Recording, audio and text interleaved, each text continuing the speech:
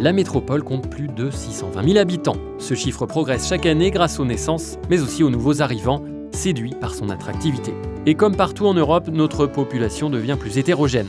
Les modèles familiaux se transforment, les types de ménages se diversifient et les modes d'habiter aussi. Selon les typologies et les moyens financiers de chacun, les besoins diffèrent et nous obligent à repenser l'offre en matière de logement pour plus de solidarité à l'échelle de la métropole.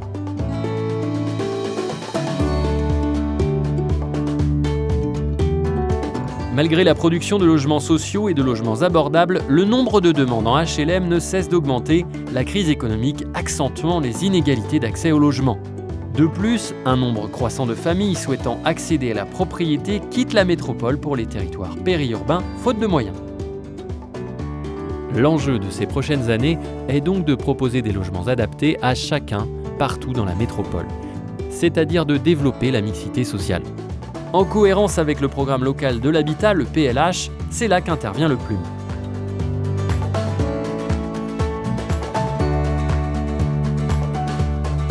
Le Plume porte le projet d'urbanisme des 24 communes de la métropole à horizon 2030. La mixité sociale est une orientation politique forte de la métropole depuis de nombreuses années, et elle est un axe majeur du Plume.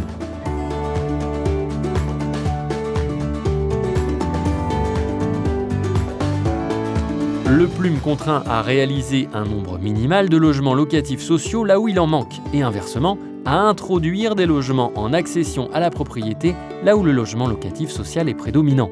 Les 24 communes sont ainsi solidaires dans leur effort. Le Plume oriente également la construction vers davantage de diversification.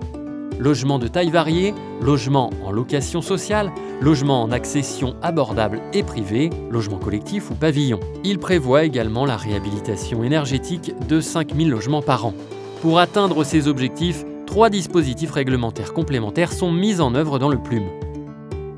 1. Les secteurs de renforcement de la mixité sociale imposent la réalisation d'une part de logements locatifs sociaux et ou abordables dans tout programme de logement réalisé en zone urbaine mixte, à partir d'un certain seuil de mètres carrés de surface de plancher.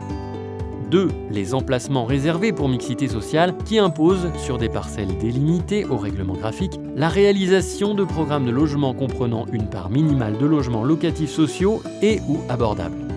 3. Les orientations d'aménagement et de programmation sectorielle dans lesquelles sont imposés un nombre minimal de logements à construire, dont un pourcentage minimal de logements locatifs sociaux et ou abordables.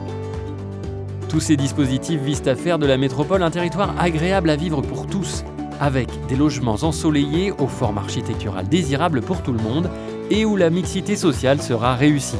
La métropole de demain.